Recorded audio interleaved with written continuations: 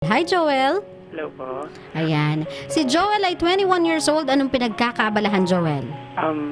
Nagtatrabaho po. Nagtatrabaho na si Joel. O sige, diretso na lang tayo sa pagkukwentuhan natin, Joel, ha? Para mas mabilis tayong dalawa. Anong problema ni Joel at napatawag sa usapang LDR?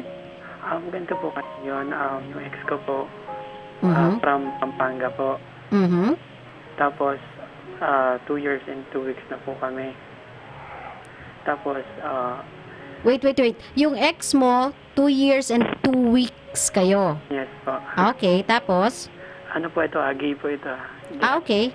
So, bi ikaw o gay Bye din? po. Bye. Okay. Paras kami, bye. Mhm. Nakipag-iwalay kasi siya sa akin parang ng malabong dahilan na hindi ko alam. So, hello po. Okay. Nagtanong po ako sa kanya, ang sagot niya lang po sa akin, hindi na nga daw ako mahal, tapos may iba na daw akong mahal. Sabi ko parang naman, ang bilis. Sa 2 weeks and 2 weeks na yun, parang masasayang lang dahil may bagong minahal ka na. Yun po pala yung kaibigan niya nagsabi sa akin, nakikipag-communicate pa po siya dun sa ex niya. Okay. Tapos po, parang nakikipagbalikan. Sino ang nakikipagbalikan? Yung ex ko, Okay. dun sa isa niya pang ex. Mhm. Hindi ko naman po alam na sinasaktan po pala siya nun. Kasi kahit magkahiwalay na po kami, nakikipag-communicate pa rin po siya sa akin. So ako naman umaasa po. Pwede po bang sabihin yung pangalan? Teka lang. May cord tong landline mo, tama? Opo. Yung pabilog? Yung spiral cord? Opo. Oo. Huwag mo siya masyadong galawin, friend. Ay, sorry. Para hindi siya masakit sa tenga. Kasi kada galaw niya, nahuhugot yung connection eh. Kaya tumutunog siya. Sorry pa, sorry. May third eye talaga ako eh. So alam kong may cord yung landline mo. Sige, kwento. So bale, ang ex mo ay nakipaghiwalay sa'yo para balikan yung ex niya. Tapos ngayong magkasama na sila ng ex niya, sinasaktan siya ng ex niya at nakikipag-communicate pa siya sa'yo. Opo. Mhm. So ako po umaasa ako na baka mapagbalikan siya sa akin. Ang sabi naman ng mga friends ko, imposible naman makipagbalikan yan kasi parang hindi naman daw talaga ako from the start na naging kami. Parang hindi naman daw talaga siya seryoso. Parang ang lumalabas is panakibutas. Ikaw, Opo. tagal ng panakipbutas niya, 2 years. Hindi actually po kasi talaga parang first boyfriend ko siyang nangyari. Na parang iningatan ko siya sa na nangyari. Tapos yun, out of nowhere, bigla na lang niya akong binake. 1 month pa lang ngayon, pakaka 1 month pa lang po, hinig niya po ako. Out of nowhere to sa'yo. Pero sa kanya, hindi to out of nowhere kasi ever since na naging kayo, may communication pa siya sa ex niya. Apo. Mhm. So, etong pong ex niya, actually, pwede po pa off-air muna po saglit. Ano? Pwede pang pa-off-air saglit po. Hindi pwede, friend. Oo, i-disclose natin lahat pero wag mo na sabihin yung pangalan. Okay po. Yun nga po, tumawag po siya sa ibang station and then hindi ko po Okay. alam na sinasaktan po pala siya. Parang Si ex mo ay tumawag sa ibang stasyon. Apo. Kumbaga doon siya humingi ng advice Po. sa ibang stasyon. Tapos doon mo nalaman na sinasaktan siya. Opo, sinasaktan po pala siya. Yung ex po pala niya. Doon ko lang po nalalaman na yung tumawag po doon sa kabilang station na parang addict po. Adik yung niya, kinakasama niya ngayon. So, humingi po siya ng tulong, sinasaktan po siya. So, ako naman po, hindi ko po alam kasi, siyempre, umaasa po ako na magkabalikan kami. Teka lang, Joel, medyo lakas mo lang ng onti yung boses mo ha, kasi sagad na ako eh. Sagad na ako sa volume, friend. I Sorry. cannot. Lalagpas na ako sa console. Sorry po kasi, may natutulog na dito, kaya dinadandahan ko lang ang boses ko. Hayaan mo siyang magising. Wala tayong magagawa. Di kita maririnig eh. Okay pa. Okay na po yung ganyan. Okay na to. Yun nga po, tumawag po siya sa kabilang station, tapos humingi po ng payo, yung about nga dun sa sinasaktan siya. So, ako naman parang sabihin natin tanga na umaasa pa na magkakabalikan nga, na babalik siya sa akin. Binibigyan niya ako ng permission na tulungan ko daw siya. Kumbaga kunin ko siya doon sa kinakasama niya ngayon. So hanggang ngayon, or even if naghiwalay kayong dalawa, meron pa rin kayong communication sa isa't isa. Hindi yun nawala. Apo, meron pa rin po. Ah. So, hindi ko po alam kung anong gagawin ko. Siyempre, ikaw tao ka lang naman na in love ka. Ewan ko. Mm. Yun, umaasa ka pa rin. Mm. Actually po, dinadaan ko na lang sa tawa kasi diba, lagi ako nanonood sa ano niya na talagang pinapasaya niya bawat tao. So ako, tawa ko ng tawa kahit sobrang sakit na. Yung, alam mo yung tipong kada gabi na lang na ano ba ang gagawin ko, iniisip, Mm. kukunin ko ba siya o hindi, tama ba yun? Kung ginawa ko ba yun, pinakalaman ko sila. Siyempre, walay naman na kami. Mm. Pan ko ba sila, parang sa akin, magiging Bakit hindi na lang siya magsumbong sa pulis? Bakit kasi ang hilig na magsumbong sa mga ex? Yan kasi yung problema sa kanya eh. Sa ex siya kumakapit. So, kahit meron na siyang current karelasyon, hindi siya marunong rumespeto. Kapit pa rin siya ng kapit sa mga ex-boyfriend niya. Kapit pa rin siya ng kapit sa mga ex-partner niya. Maski naman ako yung current niya, though hindi ko siya sasaktan dahil hindi ako ganong klaseng tao, still magagalit ako sa ginagawa niya. Bumalik tayo, kumbaga nagkabalikan tayo, tapos ang gagawin mo, makikipag-communicate ka pa rin sa ex mo. Eh yun din yung dahilan kung bakit nagkabalikan tayo eh, dahil nakikipag-communicate ka pa rin sa akin eh. So ano bang ibig sabihin nito? Pinagpapasapasahan mo kaming dalawa kung sinong trip mo, kung sinong flavor of the year mo, flavor of the month mo, siya yung lalapitan mo. Meron kasi siyang problema eh. Hindi ex ang makakatulong sa kanya. Hindi lalaki ang makakatulong sa kanya. Hindi relasyon ang makakatulong sa kanya. Pulis siya ang kailangan niya. Adik pala yung jowa niya eh. Nananakit pa eh. So anong kailangan niya? Siyempre, pulis, hindi kayo. Ano namang magagawa nyo? Kapag nag-amok yung adik, parang nagsabi ako sa kanya from the start na na kahit anong mangyari dito lang ako, huwag kang mahihiyang parang humingi ng tulong. ikaw din pala may kasalanan eh. Kung bakit ka ginaganyan yan eh. Alam mo na from the start na naging rebound ka ng ng lalaking yan. Rebound love ka niya. Kaya nga siya nakipagrelasyon sa'yo eh. Nakuha ka niyang iwan sa isang iglap. Walang pag-iisip. Wala man lang sigurong pag-think twice. Umalis siya. Iniwan ka. Binitawan ka. Bumalik sa ex niya. Ngayong namomblema siya, i-assure mo siya na lagi ka lang nandyan. Ano pang pinag-uusapan natin? Kasi umaasa pa din naman ako na babalik siya. Para saan, Joel? Wala nang tiwala. Alam mong ugali niya na hindi kanya minahal from the start. Alam mo na yung span ng relationship nyo na 2 years and 2 weeks. Yung buong yon kausap niya yung ex niya. Saan nyo i-build yung relationship ninyo? Out of awa? Hindi out of trust? Hindi out of love? Out of awa? Simpatya na lang? Awa-awa na lang tayo dahil naawa ako sa'yo, sige tatanggapin kita ulit. Hindi ka naman charity, Joel eh.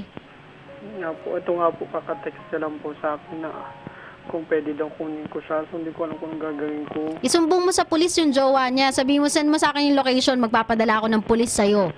Yun talaga ang susundo sa'yo. Naiintindihan ko yung gusto mong gawin, Joel, kasi that's, sabihin natin, someone in need. Had it been na hindi yan yung ex mo siguro, hindi ganito yung pag-uusapan natin eh. Pero that is someone in need. So, naiintindihan ko yung gusto mong gawin. Pero ganito, Joel, okay lang na kunin mo siya kasi in need siya eh. Kailangan niya ng tulong mo eh. Kailangan niya ng someone na pwede niyang lapitan kasi right now nabubugbog na siya. Kumbaga, he is in no condition, in no shape to fight for himself. Pero after nun, pagkakuha mo sa kanya, sabihin mo na sa kanya, umuwi ka na sa inyo. Doon ka sa inyo. Doon ka sa pamilya mo magstay. Wag sa akin. Pag tinanong niya, bakit? Tinulungan mo na ako eh. Kinuha mo na ako eh. Ibig sabihin, mahal mo pa ako. Syempre, mahal kita. Pero mahal ko din yung sarili ko. Alam ko naman kung bakit mo ako nilapitan kasi alam mong hindi ako marunong humindi. Alam ko naman kung bakit ako yung tinatawag mo eh kasi alam mong hindi kita matitiis. Pero yun yung problema eh. Alam mong hindi ko kaya. And you are taking advantage of that fact na hindi ko kayang humindi sa'yo. And that's wrong. Yun yung mali kasi ina-accommodate ko yung pagtitake advantage mo sa akin. Yung lang po kasi nagugulang po kasi ako. To be honest with you po, DJ Lala, yung lalaki po kasi alam na ka-text nga po ako na parang nagkaroon na nalaman niya. So, may ibang babanta na baka mathamay ako. So, I don't know kung anong gagawin ko. Joel, uulitin ko yung hindi ko alam kung pareho ba kayong masyado lang emotionally hype ng relationship ninyong dalawa pero hindi kasi kayo nakatingin sa sitwasyon rationally eh. Sa taong nag-iisip, hindi jowa ang kakapitan mo, hindi ex ang kakapitan mo, pulis ang kailangan nyo. Kung ganyan may pambabanta, mas madali. Kasi ibig sabihin, may proof ka. May proof po ako na pinagbabantaan niya yung buhay ko. May proof din po akong sinasaktan siya kasi magiging evident yun sa katawan niya kapag chinek up siya. Ngayon, kung ako sa inyo, yung merong kayo, kung takot na takot kayo sa addict na yan, dalhin nyo na sa pulis. Tas yun yung ipag-handle nyo ng sitwasyon. Hindi kasi Darnate. Hindi ka din si super woman. Hindi ka si Hawk Girl.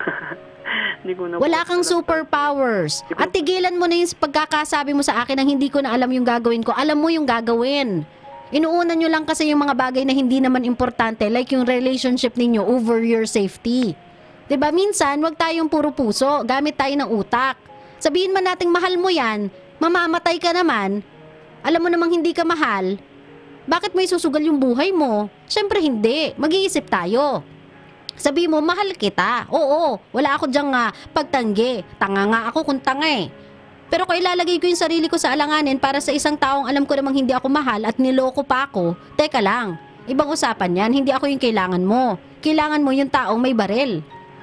Oo nga po, no. Hindi ako, kasi anong pang nananggalang ko dyan? Kaldero? Timba? Planggana? Di ko yan kaya. Diba? Joel, ganito ang gawin nyo, no? Ikaw at saka yung malandi mong ex, pagkalandi-landi kasi, pagkaharot-harot, sorry ha, alam ko mahal mo siya, pero Diyos ko, ang harot, ang landi. Sabi mo, yan, kung pwede nga lang, pwedeng sabihin sa kanya, yan yung naaabot ng kalandian mo, landi mo kasi. Hindi ka makontento sa isa. Ang hilig-hilig mong makipag-chat pa sa ex mo. Kahit sino naman sigurong current partner, mapupuno sa'yo. Kapag nahuli ka na hanggang ngayon, ka-text mo pa rin ex mo. Ewan ko ba nun, ba't siya bumalik pa? Samantalang ginawa ko naman lahat.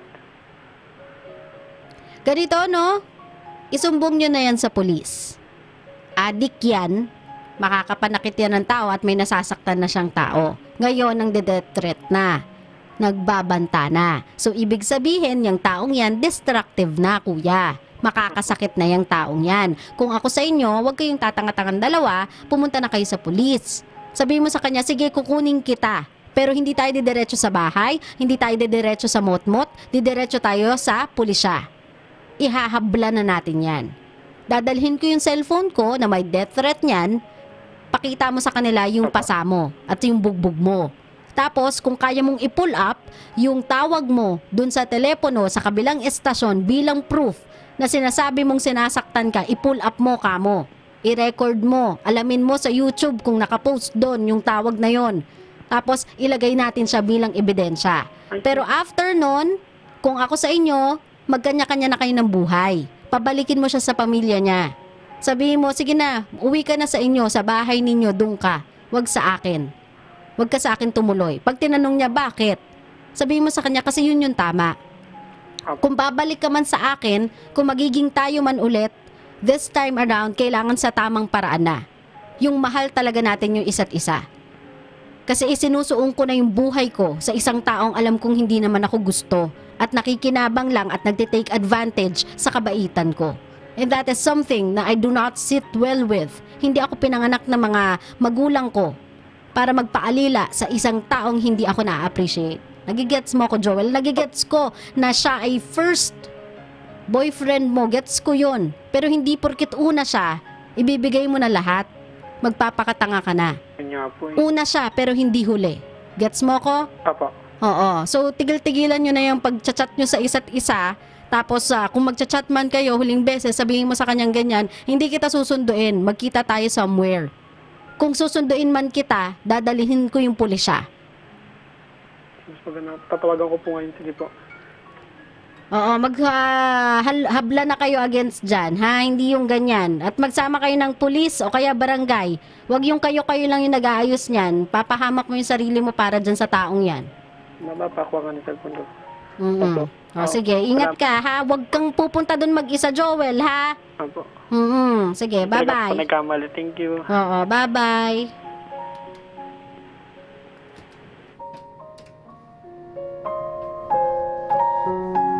Guys, alam ko pong may pagmamahal tayong taglay at yung pagmamahal natin ay too strong. Gets ko yung point na yun eh. Pero not to the point na ilalagay mo yung buhay mo sa alanganin for someone that you are really unsure of. Imagine mo yung mga taong nagmamahal naman sa'yo. Anong sasabihin ng nanay mo? Anong sasabihin ng tatay mo? Anong sasabihin ng kapatid mo? Na inilalaan mo yung buhay mo sa isang tao na kaya nandyan sa sitwasyon na yan ay dahil sa sarili niyang kagagawan. Yan po yung nagiging dahil or yan po yung nagiging resulta. Not that I'm putting you down even more doon sa taong yun na nagkamali. Hindi sa nadapa ka na nga inginungod pa kita sa sahig. It's just that sometimes masasabi mo na lang, oh karma. 'Di ba? Yun na lang yung masasabi mo, oh 'di ba? Kitams, kinarma ka. Kasi kabisyo, hindi po sa lahat ng pagkakataon yung mga masama niyong gawain walang balik. Lahat may balik. At minsan yung balik mas masakit. Kung kayo naman ay merong ex, katulad dito ni Joel, na ipinagpalit na nga siya sa iba, ngayong hindi na masaya dun sa iba ay lumalapit pa sa kanila, abay mag-isip-isip po kayo na mabuti. Huwag niyong pagganahin yung puso niyo this time. Kung babalik naman po yan sa inyo, kung babalik po yan sa inyo, hindi yan dahil sa mahal ka niyan. Kung hindi dahil sa'yo, sigurado siyang may magmamahal sa kanya. Sa'yo, sigurado siyang may mag-aalaga sa kanya. Sa'yo, sigurado siyang may magbibigay ng atensyon sa kanya. Pero yung question kung mahal ka niya, the answer is no. Kasi kung mahal ka talaga ng taong yan, hindi siya babalik sa'yo. Why? Delikadesa. Mahihiya siya. Iisipin niya, ayoko siyang balikan. Kasi ayokong isipin niya na kaya ako bumabalik sa kanya kasi kailangan ko siya. If babalik ako sa kanya, babalik ako sa tamang paraan. Ako naman yung manliligaw, ako yung susuyo, ako yung tatanggap ng sakit, pero hindi ura-urada kasi alam kong tatanggapin niya ako. Ganun po yung taong nagmamahal. See where it gets you kapag hindi ka makontento? It gets you somewhere na hindi mo gusto. Nawawala sa iyo yung taong nagmamahal sa iyo ng totoo. So stop. 'Di ba? Stop being so sabihin na natin na ambisyoso at ambisyosa. Start appreciating what you have. And do not enter a relationship kung wala kang nararamdaman. Bukod sa may tao kang sinasaktan, may buhay kang nilalagay sa alanganin dahil sa kagagahang meron ka. Okay?